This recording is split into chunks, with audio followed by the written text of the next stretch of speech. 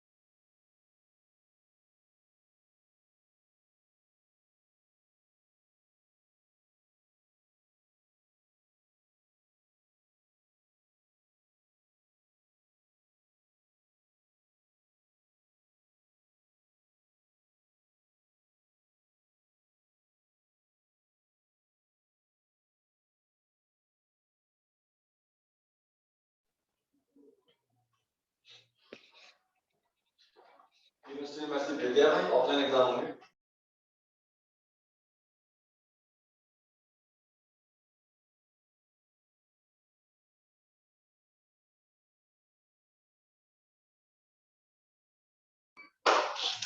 Good morning, everyone. I hope you are able to hear me. आवाज आ रही है आप लोगों को? Good morning, sir. Good morning.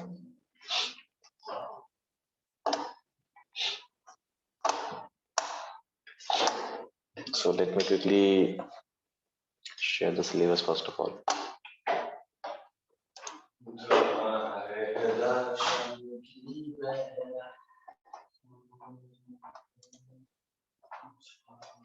Give me a moment, please.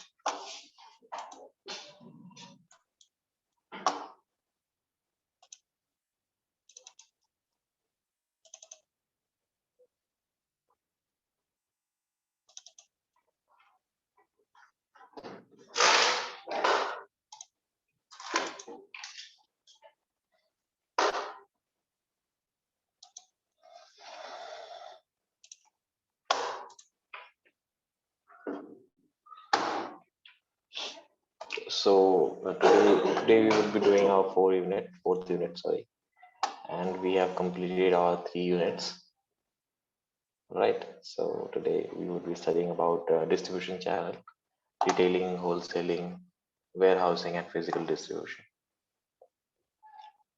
So let me quickly share the document with you.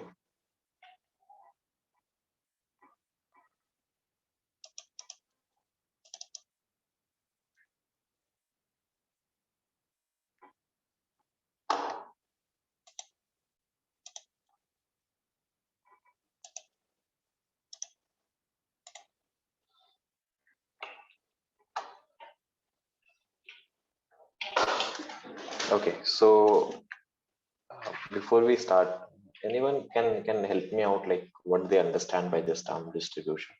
Anyone? Distribution से आप क्या समझते हैं? It's quite lame, and I know, but still. anyone, if I ask in the reference of marketing terms, distribution से आप कैसे correlate कर सकते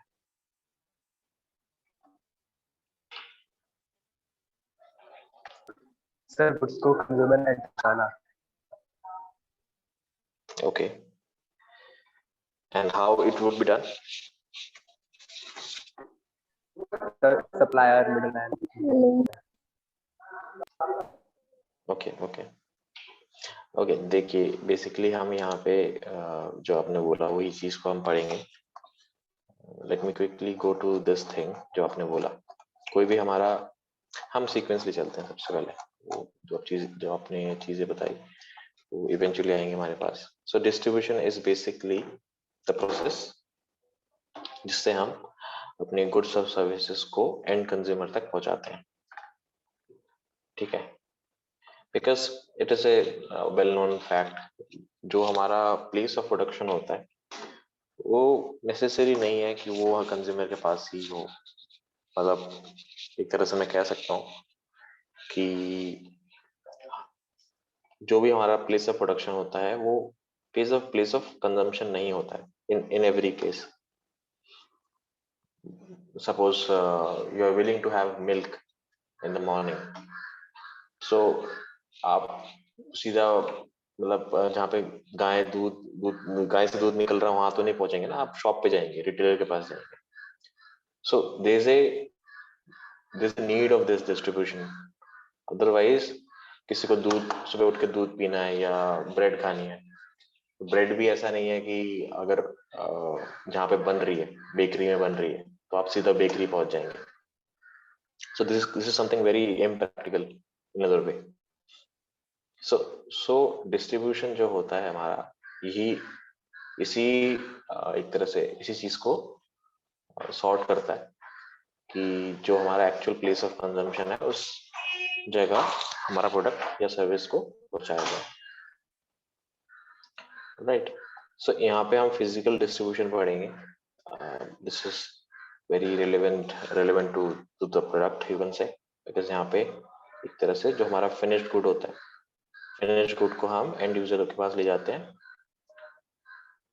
after the intervention of wholesaler and retailer. It is not necessary कि every time ये दोनों middleman हमारे बीच में रहेंगे। यहाँ पे मैं टर्म मिडलमैन यूज कर रहा हूँ क्योंकि मिडलमैन जो होता है वही एक तरह से क्रूशियल रोल प्ले करता है when I am talking about this physical distribution. यहाँ पे लॉजिस्टिक्स जो होता है, लॉजिस्टिक ट्रांसपोर्टेशन यू कैन से, that has a very relevant importance to the distribution of the products. All right, यहाँ पे हम एक तरह से यहाँ पे जैसे आप पढ़ पा रहे हैं, physical distribution takes within a numerous wholesaling and retailing distribution channel. तो ये जो हमारा फिजिकल डिस्ट्रीब्यूशन होता है ये होलसेलिंग और रिटेलिंग से ही एक तरह से हमारा इन द पिक्चर रहता है। राइट, और इसी से जो हमारा होलसेलिंग और रिटेलिंग में जितना हमारा आउटपुट होता है, सेल ट्रांजैक्शंस का इन द सेंस, वही एक तरह से आइडिया लगाने, मतलब एक तरह से डिसीजन लेने में मदद करता है कि हमें इन्वेंट्री में और हमारा जो एक तरह से कस्टमर सर्विस है उसका फीडबैक क्या है, उसका एक तरह से जो उसकी पैकेजिंग है वो सही है या नहीं है। ठीक है, ये सारी चीजें हैं। मतलब जो भी कस्टमर का फीडबैक होता है वो प्रोएक्टिवली हमारे मैन्युफैक्चरर को मिलता है। राइट, और वेयर हाउसिंग, मतलब बेसिकली वेयर हाउसिंग में अगर मैं आपको बताऊं, कोई भी प्रोडक्ट अगर बनता है तो ऐसा नहीं है कि हमें नीड अभी है तो उसको इंस्टेंटेनियसली बन जाएगा। सो इट इज लाइक कि उसको पहले बना के कहीं स्टोर करके रखना पड़ेगा, इन्वेंट्री बनानी पड़ेगी उसकी। मान लीजिए आपको दूध पीना है, सो दूध, मैं जो पॉलिथीन वाला दूध आता है मैं उसकी बात कर रहा हूँ, तो इट्स नॉट लाइक कि आपको दूध दूध पीना है तो फिर आपको अभी मिल गया। देयर इज ए प्रोसेस जो पैस्चराइजेशन होता है, आप लोगों ने शायद से पढ़ा होगा। पैस्चराइजेशन एक प्रोसेस होता है, उसको प्योरीफाई करने के लिए, इसको नॉट प्योरीफाई, इसको एक तरह से जो उसमें बैक्टीरियाज हैं उसको किल करने के लिए एक प्रोसेस होता है। सो ये सारे प्रोसेस के बाद ही वो मिल्क एंड कंज्यूमर तक पहुंचता है, right? So there is a process which should be followed when we talk about this physical distribution. So this is something which has some orientation with the manufacturer and itself, but if specifically I'm talking about these middlemen, wholesaler and retailer, वो proactively मदद करते हैं manufacturer and customer को to understand what is the need of the consumer, you can say, and to control the inventory as well. All right. Anyone is having any doubt? This is the basic agenda of this physical distribution. So यहाँ पे हम एक तरह से कॉटलर्स, जो मैंने आपको बताया था पहले, कॉटलर की बुक आई होप आप लोग पढ़ रहे होंगे. Physical distribution involves planning, implementing and controlling the physical flow of materials and final goods from the point of origin to the from the point of origin of the use to meet the consumer need of a profit. So basically यहाँ पे हमारा intent यही है कि at the end sales बढ़े और हमारा profit generate हो, राइट? क्योंकि इन द सेंस अगर हम ये डिस्ट्रीब्यूशन चैनल को अडॉप्ट करते हैं तो यहाँ पे जो हमारी कॉस्ट है, I am talking about the both perspective, from the consumer perspective as well and from the manufacturer perspective as well. Manufacturer को भी ये चीज फिजिबल लगती है कि हाँ एक बार में सारा बल्क में सामान होलसेलर लेके जा रहा है. इट इज नॉट रिक्वायर्ड कि वो सारे एफर्ट करे, मैन्युफैक्चर भी करे और डिस्ट्रीब्यूट भी करे कस्टमर को, but it is a good deal for them. I am talking about from the reference of from the manufacturer, but if I am talking about the from the perspective of customer भी इतने एक तरह से efforts नहीं करेगा कि पहले वो दूध पीने के लिए एकदम सीधा वहां चले जाए जहाँ पे, अगर मैं हिंदी में बोलूँ, जहाँ पे वो होता है ना, हिंदी में क्या बोलते हैं, भैंस का तबेला जो होता है, उस तबेला तो पहुंचेगा नहीं सीधा, वो सीधा डेयरी पे पहुंचेगा जो उसका रिटेलर का शॉप है. सो वो भी अपने उसके जो ट्रैवल का कॉस्ट है वो भी बच जाता है इन द सेंस. ठीक है, I hope you are able to correlate. Yes, sir. Okay. So this is something you can read. Quarters का मैंने आपको बता दिया. And so basically physical distribution में हम हमारा जो मेन एजेंडा होता है वो लॉजिस्टिक्स को देखते हैं कि हाँ हमारा सामान इधर से उधर कैसे जा रहा है. We can take reference of Amazon as well, Amazon और Flipkart कि कैसे उनका लॉजिस्टिक जो पार्टनर है, फ्लिपकार्ट का ई कार्ड है, आप लोगों ने शायद से देखा होगा, उसके उनके डब्बे में लिखा होता है. सो उनसे भी एक तरह से काफी ज्यादा उनको अपनी बिजनेस प्रोसेस को अलाइन करना पड़ता है, क्योंकि see not every product is requiring a good not good a like less time. किसी कोई चीज ऐसी होती है, कुछ चीजें होती है जो पेरिशेबल होती है, perishable in the sense bread हो गया, बटर हो गया.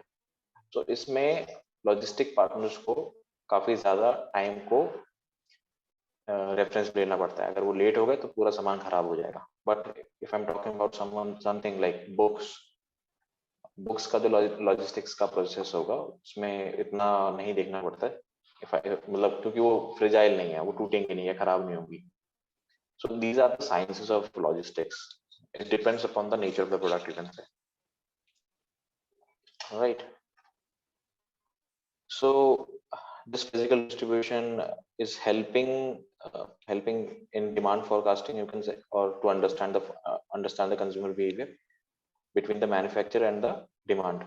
जो भी customer की demand है या manufacturer जो बना रहा है वो as per the alignment बना रहा है या नहीं बना रहा है, ये सारा चीज distribution से पता लगता है.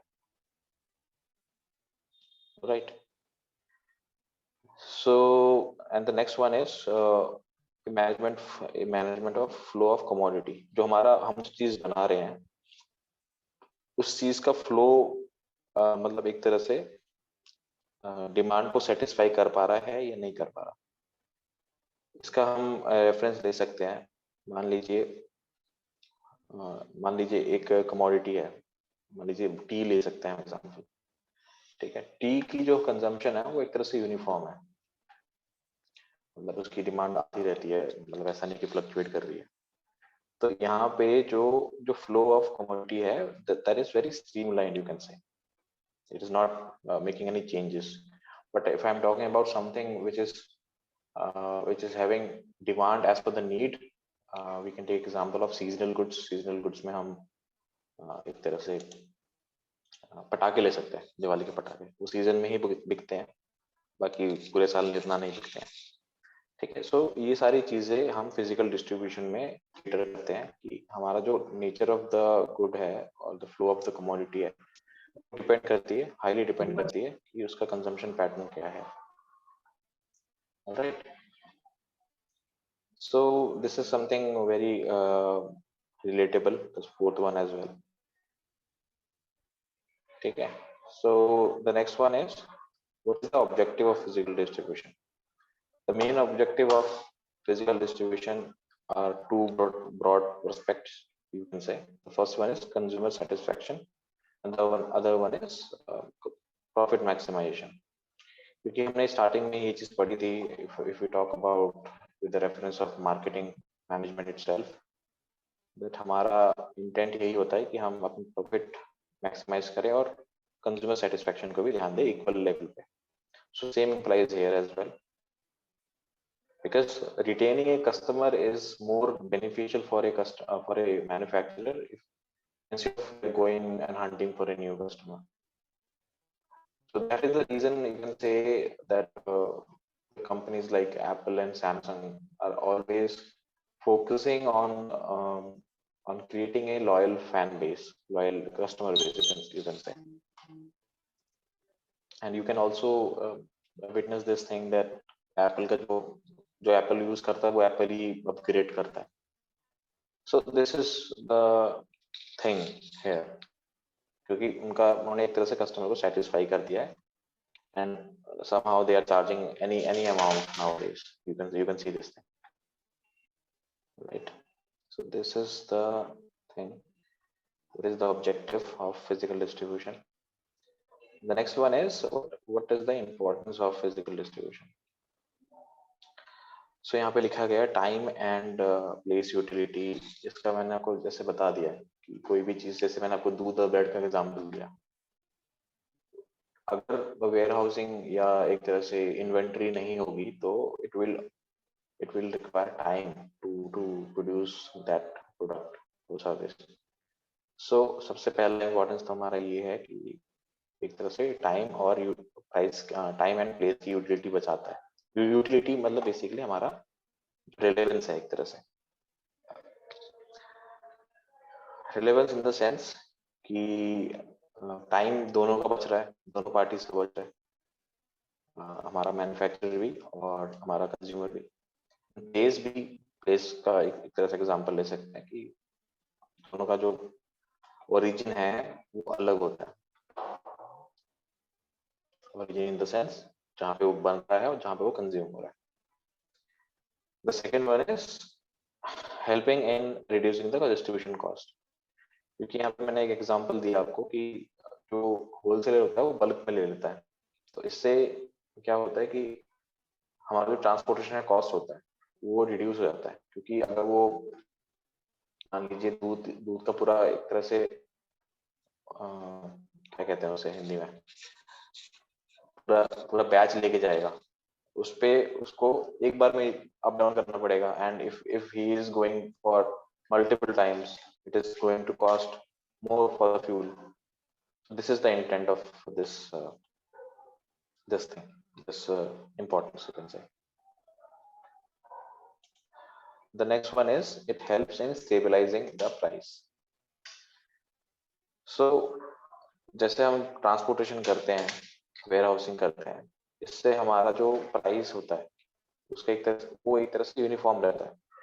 It is not like it is fluctuating just because हमारा जो प्रोडक्ट है वो बल्क में लिया गया है, तो उसका जो प्रॉफिट मार्जिन होता है वो भी प्रो रेटा बेसिस पे उस पे जो हमारा रिटेलर होता है उस पे लगा के ऐड करके बेचता है।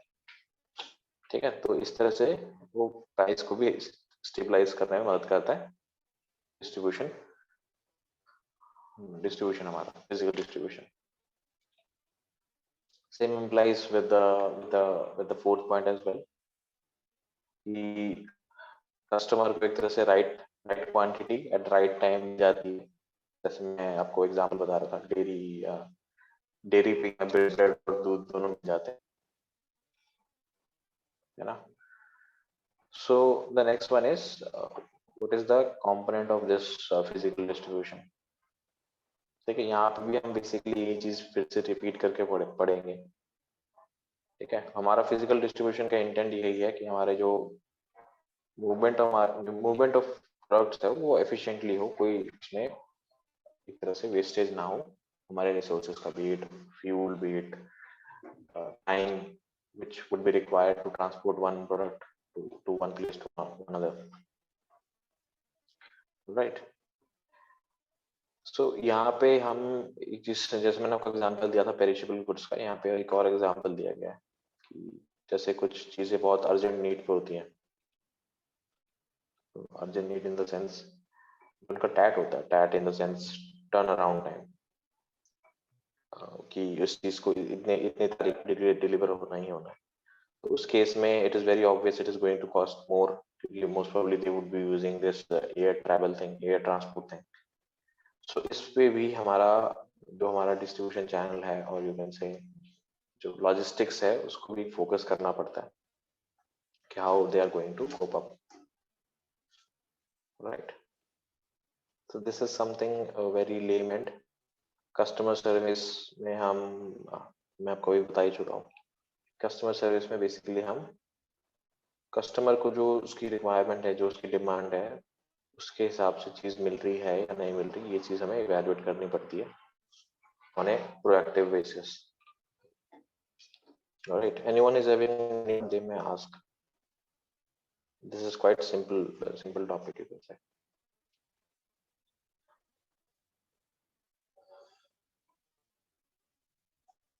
No one is having no doubt. No, sir.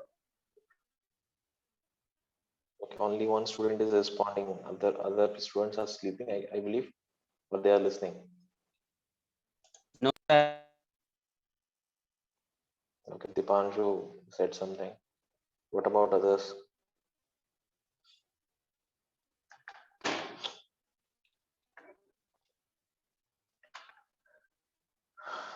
The next one is transportation. Transportation में हम basically जैसे मैं आपको अभी बता ही रहा था, रोड ट्रांसपोर्टेशन होता है, रेलवे ट्रांसपोर्टेशन होता है, वाटर ट्रांसपोर्टेशन होता है। Someone was saying something. Divya Gupta. Okay, you are not able to speak something. Okay, and then okay. So I was saying about this transportation type. This is quite easy. Road का हमारा अलग होता है ना, railway का अलग होता है, वाटर ट्रांसपोर्टेशन अलग होता है, एयर ट्रांसपोर्ट अलग होता है। पाइपलाइंस में हम बेसिकली जो हमारा क्रूड ऑयल होता है, क्रूड ऑयल या एक तरह से सीएनजी वगैरह होती है, ये पाइपलाइन से आती है। आप लोगों को शायद से पता होगा। इनको हम नॉर्मल लैंग्वेज में ऑनलाइन ऑफलाइन बोलते हैं, ये सीएनजी सर पता है। ओके, सो यही एक तरह से ट्रांसपोर्टेशन है जो हमारा प्रोडक्ट है। ठीक है, the next one is storage and warehousing. Warehousing से बेसिकली हमारा मीन ये है कि हमारा जो फिनिश प्रोडक्ट होता है वो बनने में एक तरह से टाइम लगता है। ऐसा नहीं है कि हम कुछ भी बना, अभी कुछ भी मांगे, ब्रेड खानी है तो हमें अभी ब्रेड मिल जाएगी। ब्रेड बनने में टाइम लगती है और ब्रेड को बेक करके एक प्रोसेस होता है, पैकेजिंग होती है, सब सारा प्रोसेस करके एक जगह रखना पड़ता है, वेयर हाउसिंग करनी पड़ती है, स्टोरेज करनी पड़ती है, उसकी इन्वेंटरी मैनेज होती है। So this is part of this physical distribution, you can say. Right. This is quite easy. I believe you people are thinking. यहाँ पे हम एक और यहाँ पे सीजनल गुड्स का एग्जांपल दिया है, जैसे अम्ब्रेला हो गया, फैन हीटर्स। इसका इसका भी एक तरह से प्रोएक्टिवली जो मार्केटर्स होते हैं, जो कंपनीज होती हैं, उनको इवेल्युएट करना पड़ता है कि हमारा जो स्टोरेज है हम किस टाइम पे रखें। इट्स नॉट लाइक कि हम गर्मियों के दिन ये हीटर्स का स्टॉक लेके बैठे हों, है ना। तो ये सारा चीज हमें देखना पड़ता है कि सीजन के हिसाब से हमें अपनी इन्वेंटरी मैनेज करनी पड़े। ऑफ सीजन कुछ ना हो, अदरवाइज वो सेल नहीं करेगा एंड हमें डिस्काउंट बेचना पड़ेगा, right. So the next one is order processing. It is quite self-explanatory. जैसे भी हम कोई ऑर्डर देते हैं, मान लीजिए कुछ भी हम ऑर्डर देते हैं कहीं भी जाके, हम ऑनलाइन का एग्जांपल लेते हैं, अमेज़न में एग्जांपल ऑर्डर देने के बाद उसका एक कुछ प्रोसेसिंग टाइम लगता है। प्रोसेसिंग इन द सेंस वो इन्वेंटरी में चेक करते हैं कि ये प्रोडक्ट है या नहीं है, अगर है तो कितनी देर में शिप हो जाएगा।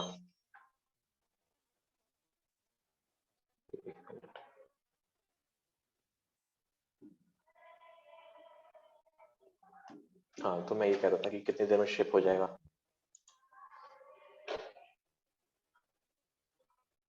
So I was talking about this, उसका जो पेमेंट प्रोसेस है ना, इनवॉइसिंग हो गया, डिस्पैचिंग हो गया, बिल जनरेशन हो गया, ये सारा प्रोसेस इसमें आता है हमारा ऑर्डर प्रोसेसिंग में। ठीक है, यहाँ पे हम ऑनलाइन का एग्जांपल ले सकते हैं, but if I talk about previous time, जब हम पहले की बात करें, जब हम ऑनलाइन का सिनेरियो इतना नहीं था, तो उस टाइम पे मान लीजिए किसी को कुछ कार लेना था, मान लीजिए मैं 1980s की बात करूँ, अगर 1980 1970, जब प्रोडक्शन नहीं था मार्केट, तो एक तरह से प्रोसेसिंग करनी पड़ती थी, आपको ऑर्डर देना पड़ता था गाड़ी लेने के लिए, फिर वो ऑर्डर जनरेट होता था, फिर और मैन्युफैक्चर होता था, तो इस तरह से चीजें थी। ठीक है, ऑर्डर प्रोसेसिंग का टाइम अगर हम आज की बात करें, it has been reduced substantially, you can say, right. तो यहाँ पे ये सारी चीजें लिखी गई हैं, ऑर्डर प्लेस हो गया, transmission of order by the sales person to the company, right. फिर वो ऑर्डर कंपनी को मिला, फिर वो इवेलुएट करता था। ये मैं आपको कार का एग्जांपल दे सकता हूँ, जो मैंने बताया। फिर evaluation of the reputation of the customer, ये आज के डेट में इतना नहीं है। If you talk about with reference of car, पहले ऐसे चेक होती थी। आप लोगों ने शायद सुना होगा, रोल्स रॉयस एक कार की कंपनी है, तो वो लोग ये चीज फॉलो करते हैं क्योंकि इट्स वेरी एक्सपेंसिव। ये इवेल्युएट करते हैं कस्टमर को, वो लेने की हैसियत रखता है या नहीं रखता। फिर इन्वेंटरी चेक करते हैं, अगर नहीं है available, then they process it, then they ship it, and then they receive the payment. All right. So the next one is inventory control. इसमें हम एक तरह से जो हमारा स्टॉक होता है, stock in the sense raw materials, finish goods, इन सारी चीजों को हम एक जगह रखते हैं और उसको हम इवेलुएट करते हैं कि हमारी फिनिश गुड की रिक्वायरमेंट कितनी है, सेमी फिनिश गुड में कितना टाइम लगेगा कि वो फिनिश गुड बन जाए, और रॉ मटेरियल से इतना बनने में कितना टाइम लग जाएगा फिनिश गुड बनने में। तो so these are the things when we talk about inventory control. यहाँ पे हमारी तीन चीजें मेन होती है, raw material, semi finish goods and finish goods. Semi finish goods मतलब जो अभी बन रही है, बनी नहीं है। ठीक है।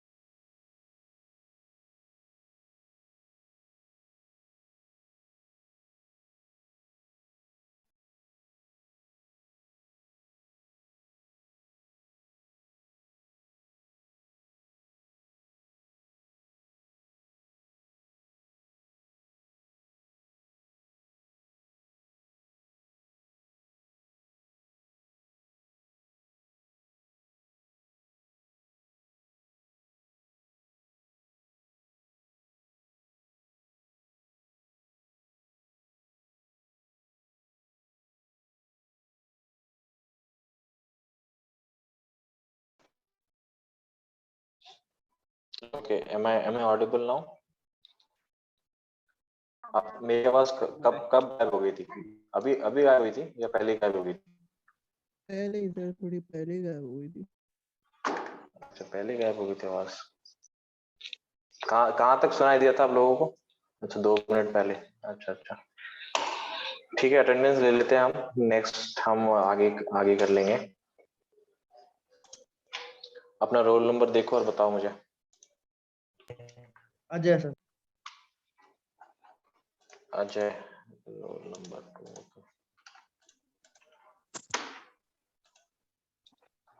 Anyone else? 031। एक मिनट रुको, अभी सीक्वेंस वाइज चलो। स्क्रीन पे देखो सारे, स्क्रीन पे देख के बताओ अटेंडेंस।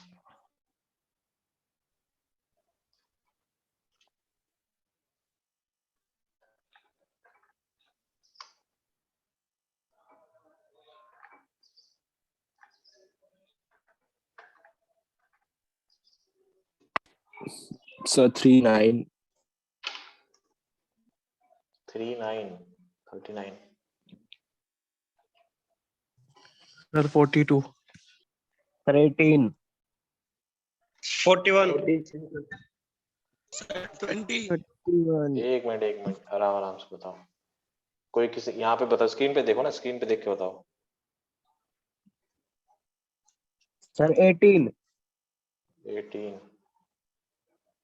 18 तो हो ही नहीं आ रहा है। अच्छा, ऊपर नीचे हो रहा है। सर 20 दीपांशु।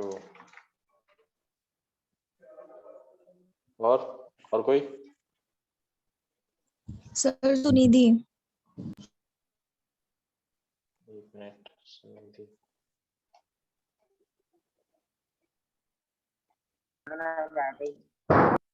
रोहन। 41 32। 41 सर 32।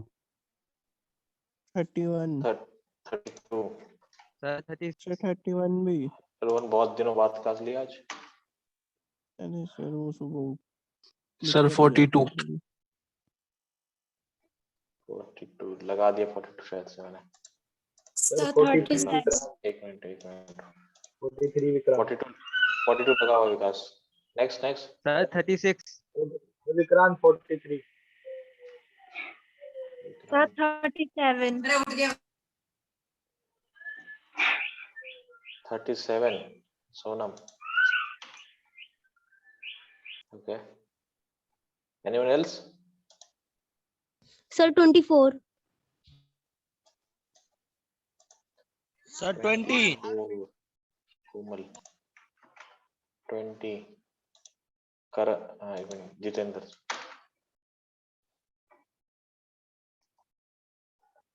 और कोई है? सर 14। 14। 14 तो लगा दिया मैंने। या 40 बोल रहे हो, 14 बोल रहे हो? सर दिव्या शर्मा 14 पे है ना? किस पे? कौन? दिव्या शर्मा। दिव्या शर्मा। अब करो, आप रोल नंबर गलत बता रहे हो और आप दिव्या हो। हाँ सर, वो नंबर लिखा हुआ है, मेरे रोल नंबर 16 है, 016। सर 29। ओके। और कौन है? और कोई है?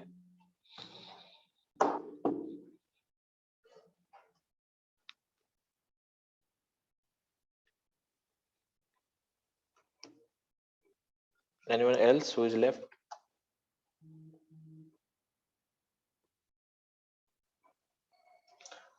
अच्छा, दिव्या is here. दिव्या गुप्ता 15। एक मिनट, और कोई बचा हुआ है अटेंडेंस के लिए? देखो।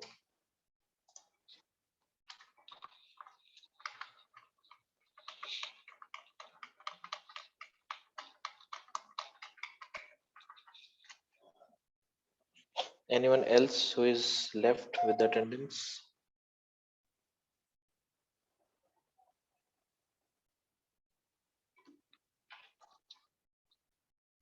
I believe सबको attendance मिल गई है.